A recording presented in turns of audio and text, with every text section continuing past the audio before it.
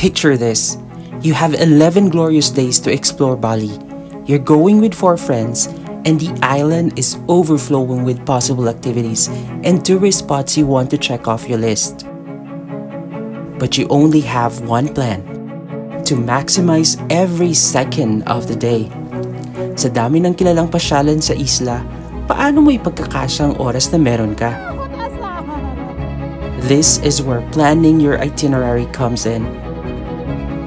As a powerful choleric and someone who has learned a thing or two from previous travel disasters, I knew that curating a seemingly perfect itinerary was the key.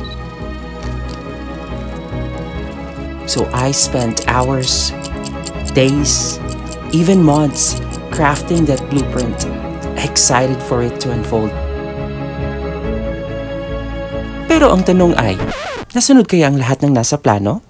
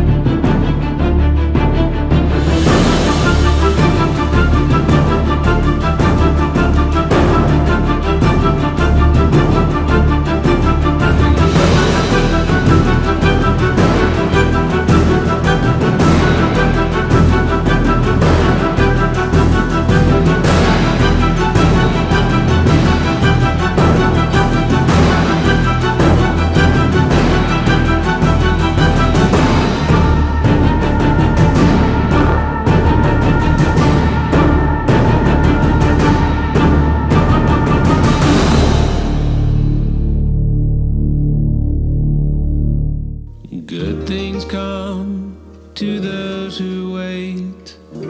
That's what they say. But I've been waiting far too long for some good to come my way. I feel like I will die. Why? It's so scary. Scary? Yeah. Pero nakaano ka naman, may mga tali naman. It's because of the fear of the heights. Fear of heights. Oh my God.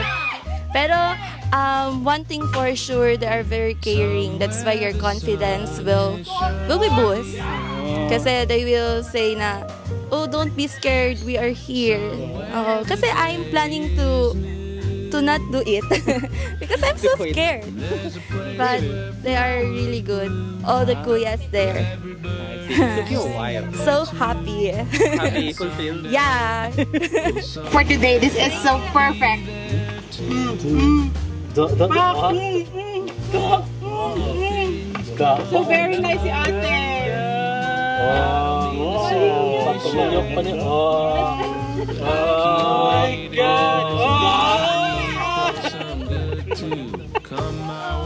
Okay na ako, magaling talaga si ate, yun lang pala talaga. Habang nakailan, takbo-takbo na ako.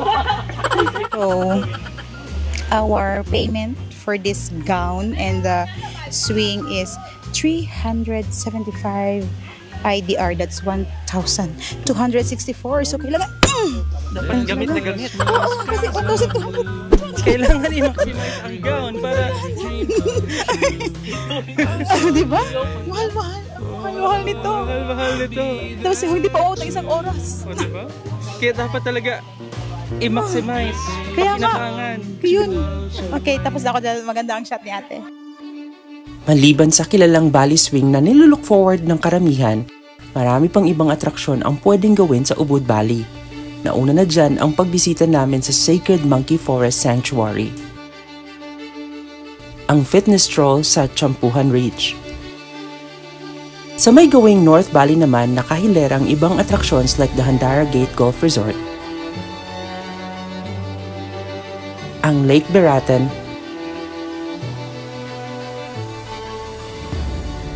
at might as well sumay trip sa Leke Leke Falls. Pero that's not all. There's more. At yan ang iba pang pupuntahan natin for today's video. After a full day of jam-packed activities, nagutom kami kung kaya't napa-takeout kami ng beef rendang sa isang local warung dito sa Ubud.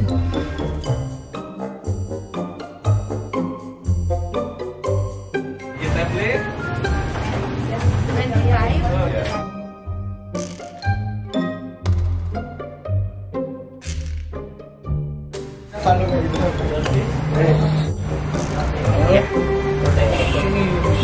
you. There you go. Yeah, anything else? That's all.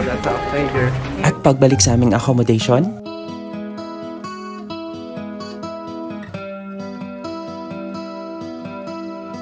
Hey now, I want to find my own way out.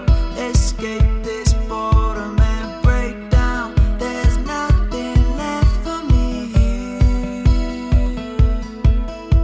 Stay loud, I'll bite the bullet and fake out, so no one knows when I came down. There's nothing left for me.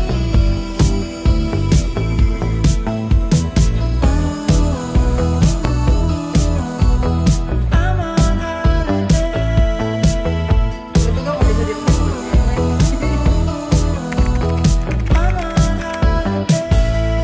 kinabukasan,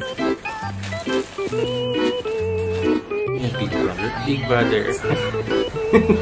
Camera. May camera din kuya. Uy, bawal daw tumingin sa camera. Pabili ko yun. Ang advertisement na ito, bakit hindi ko magalaw kuya ang camera? Ay, voice message. Hi, morning guys. Maybe I'm late, around 15 minutes, okay? Because I still buy the breakfast earlier. And then now, I already on the way. Okay, thank you. di nagtagal, sinurpresa kami ni Ate Puto ng free breakfast na siya naming kinain bago umalis. Good morning. That's so kind of you, Miss Puto. Bring the breakfast is a yellow rice. Yellow rice with ulam. We call this nasi kuning. Nasi kuning. Nasi kuning. Nasi is rice, kuning is yellow. And then this is like ano Chicharon, no?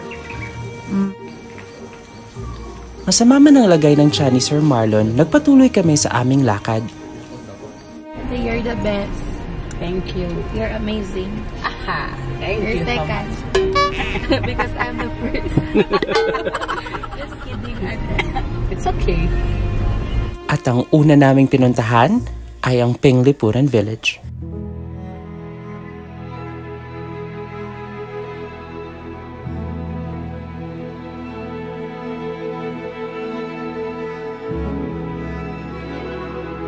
Sa dami ng dinarayong pasyalan sa Bali, marahil ang Penglipuran Village ang pinakatahimik, mapayapa at sagrado sa lahat. At dahil dito, napanatili ang kultura ng mga traditional Balinese.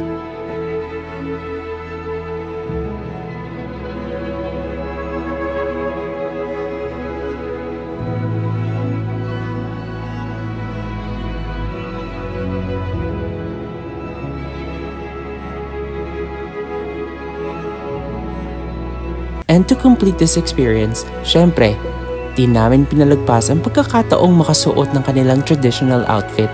This top here is called kabaya. The skirt is kaman.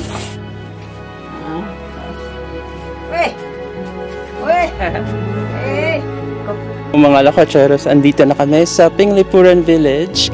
Kung mapapansin nyo, we're wearing the traditional Balinese outfit or costume. Yan. This is worth 75,000 IDR. Yeah, for the entire set. complete set. Yeah. So, kamusta ba? Kamusta ang look? Oh, yan. check. Ah, diba? Diba? Check. So, ang Penglipuran Village po is dubbed to be as one of the cleanest village in the world. At mapapansin mo naman kung gaano ka-clean nga talaga ang village na to. It's very much well-maintained, at the same time preserved.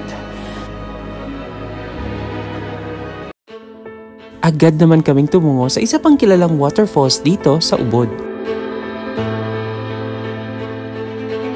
Ngunit dahil nga sa sama ng lagay ng tiyan ni Sir Marlon, nagdesisyon silang magpaiwan ni Farfar.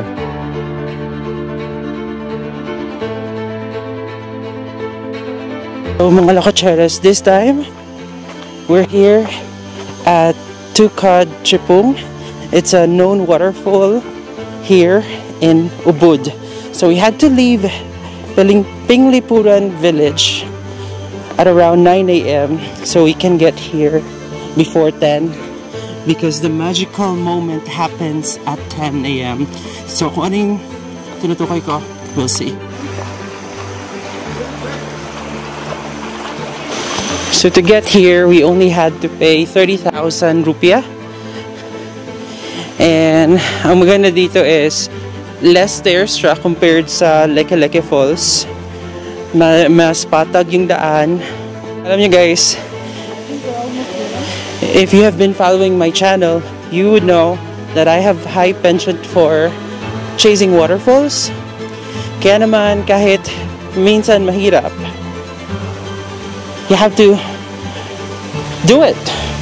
Minsan medyo mapanganib yung pinupuntahan naming mga lugar because it entails risking your life just to get to that destination. Pero you do this, of course, you do this for clout. Este for adventure and clout. How was it? Very wet. Really? Yes. Di nagtagal? Akala ko muna. Yung waterfall na pala mismo yan.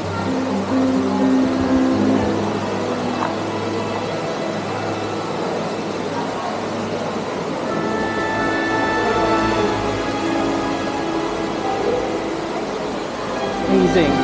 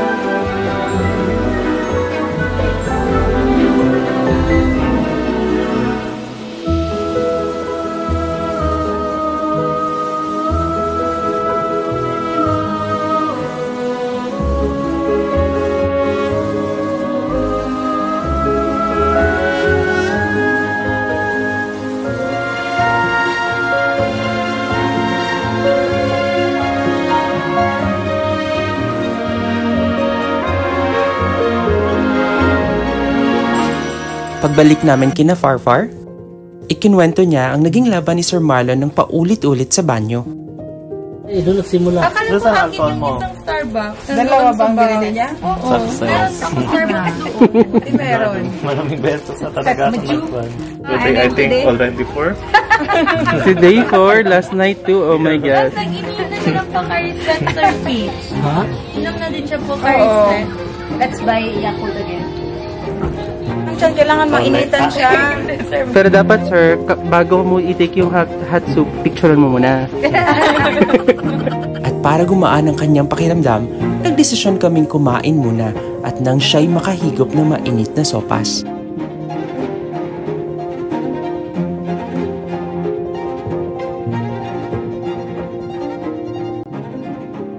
At syempre, ang pinakamasarap sa bawat tanghalian ay ang pulutan. Nice. Very masarap. Mamimigay ka? Wala kong kasi wala kong choice. Magkatabi tayo. Okay. Kaya ito, ginitna na lang talaga. Dito lang talaga ang boundary. That's ano to, proof of friendship. Ito proof of friendship niyo. Alam, binigay.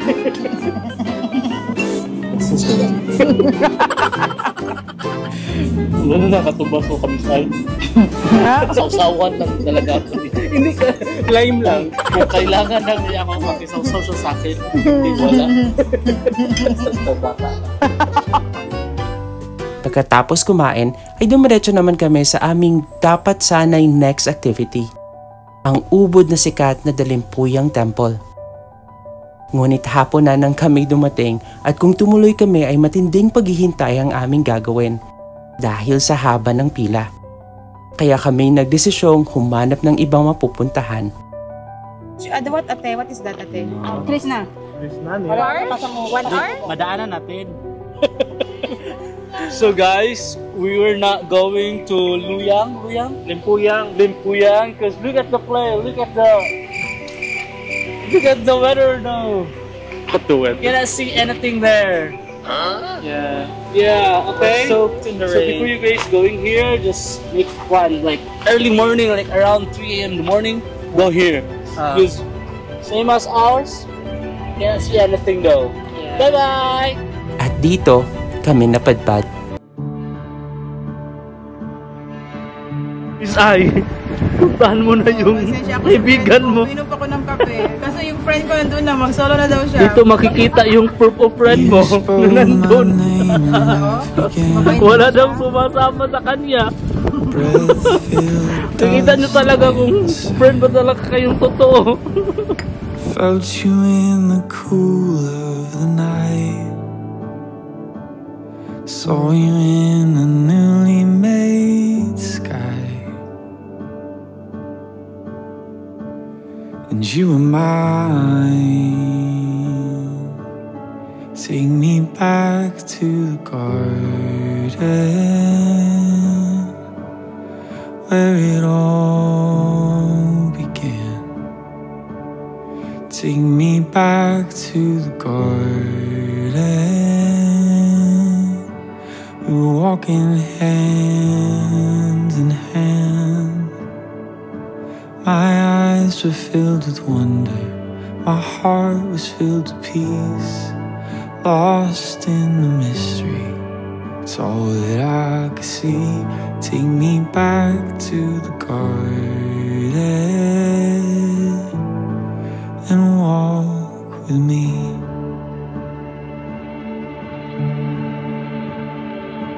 Sa ikapitong araw namin sa Bali, pinili naming mamili ng mga pasalubong dito sa Krishna Ole Ole.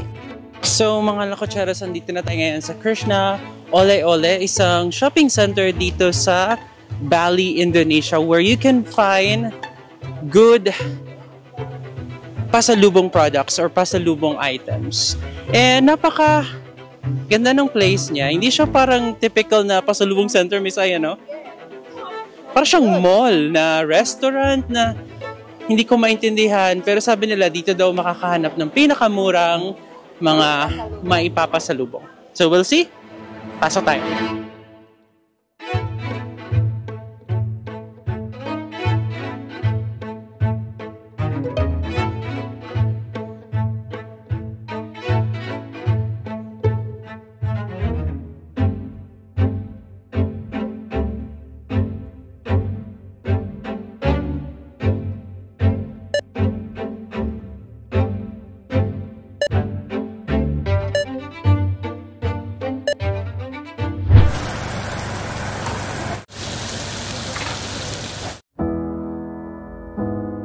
Matapos mamili ng mga pasalubong, nagutom kami at na-realize kung gaano kabilis ang takbo ng oras. Ito na pala ang huling araw ni Ate Puto kasama kami.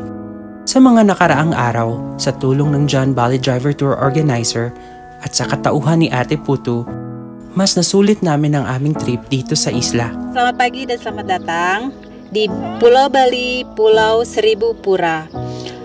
Saat ini kebetulan saya berlokasi ada di Pura Ulun Danu Beratan yang terletak di Kabupaten Tabanan, Bali.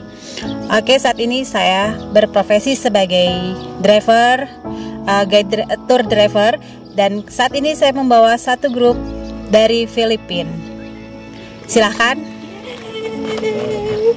Ini perwakilan dari mereka. Saat ini saya bawa 5 orang.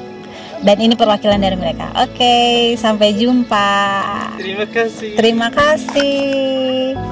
At sa bawat lugar na aming napuntahan, excited kaming bumabalik sa kanya na para bang nanay namin na nariyan lang. Naghihintay sa pagbalik ng kanyang mga anak. We miss you! I miss you too. Marahil nga isa sa dahilan kung bakit agad kami napamahal sa Bali ay ang mga taong nakasalamuhan namin. Mga taong tumulong at ang nag-welcome sa amin ng may ngiti. Si Ate Puto ay di lang namin basta naging driver or tour guide. Hi. Good morning. Putu. Yeah, your driver. Siya ay ang aming kaibigan. kaasaran, at ang nagsilbing nanay namin sa isla. And honestly, napakaswerte naming makilala siya. Oh!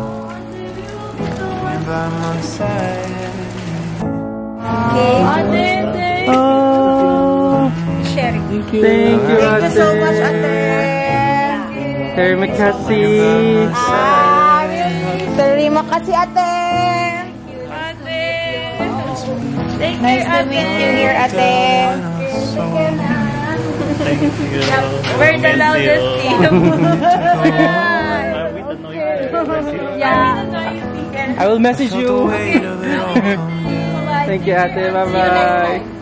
See you. We'll be back. But you were there, holding my hand. You were there, holding my hand. Kinabukasan,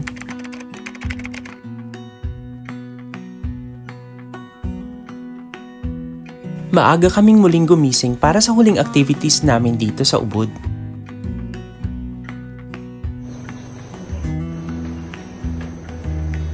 Good morning mga lakotseros. Good morning, everyone. It's our official day 8 here in Bali and our last day in Ubud. Yes. Gumising kami na maaga para pumunta sa Kretya at sa Tegalalang Rice Terraces. This time, wala na kaming tour guide, wala na si Miss Puto, so we took a taxi. Yeah. So we're finally here in Tegalalang Rice Terraces, or they also call it Checking Terraces. And we're going down to the rice paddies. And nakakatuwa guys, kasi pinapasok na kami, hindi kami pinagbayad ng entrance. Sarado pa kasi yung entrance nila. Kasi we arrived very early, before 7 a.m., no? Nga pala, we took Gojek taxi worth 390 pesos. So, divided by 4, that was just 97 pesos each. Kilala ang Bali sa kanilang rice terraces dahil sa angkin nitong ganda, sustainable farming at cultural heritage. Meron silang tinatawag rito na subak irrigation system na tumutulong sa saktong pagdaloy ng tubig papunta sa mga rice fields. Ito ay kanilang paraan upang di mag-aksaya ng tubig at upang maiwasan ang pagguho ng lupa. Isang sistema na kinikilala ng UNESCO bilang isang cultural heritage site.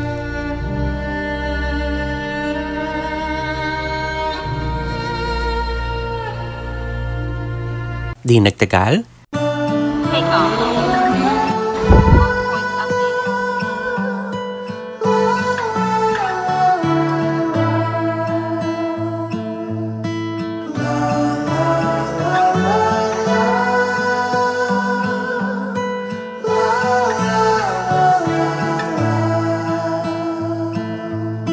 Memories all I got, like an afterthought.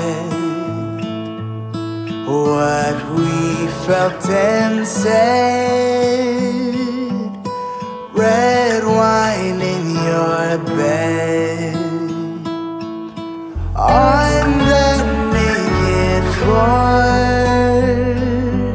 behind that gated door, always so discreet, on 14 Washburn Street.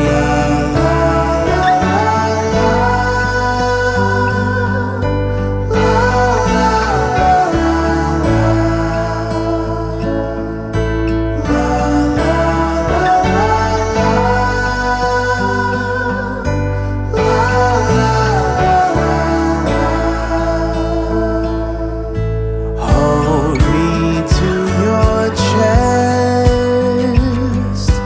there I lie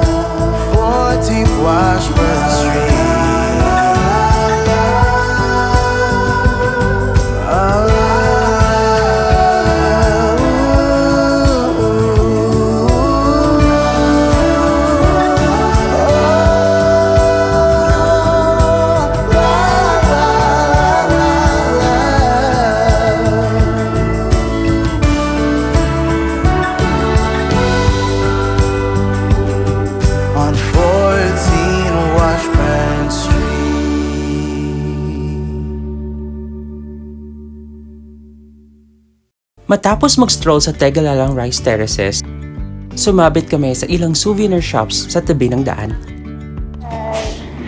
Salamat pagi. Salamat pagi. You cannot give this for 80, 90. 100. 20? Yeah. 120? 120? Okay. Let's do it 100. Now. 100? Are you good with 100? Yeah. Okay. Dito, na-test ang aming haggling skills. Come to Bali, buy with me, cheap price for you. Special price. Yeah. What's your name? Ayu. Ayu. In Checking Rice Terrace. Ate. I bought alat ko talaga ate. I bought talaga ate. I bought from many persons. I bought many persons ate. Okay. Alright. Now, out of schedule, natagalan kami, natenga kami doon sa shop ni Ate Ayu. Hindi ko nga alam kung kami ba ay nang scam o kami yung na-scam. Kami ba ay nabudol or siya ang nabudol? Kasi ang gagaling ng mga kasama kong mag-haggle, guys. Diba? Ang totoo niyan, it's never easy to create a perfect itinerary. Madalas, sa dami ng nakaplano, may isa o dalawa na hindi matutuloy. So guys, we were not going to Limpuyang, because look at the play, look at the weather now. And that's okay. During your trip, marirealize mo na may mga bagay na beyond your control. I think already before. Itineraries give you direction, but it's what happens in your actual journey that truly matters. It's my polo, it's like 275. Okay, sinilas lang.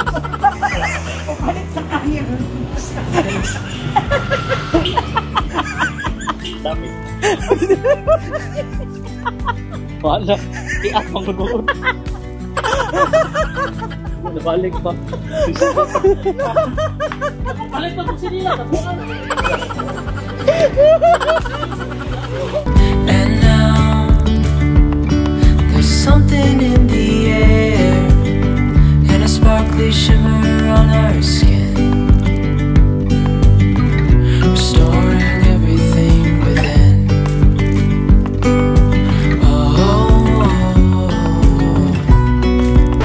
And on our last episode,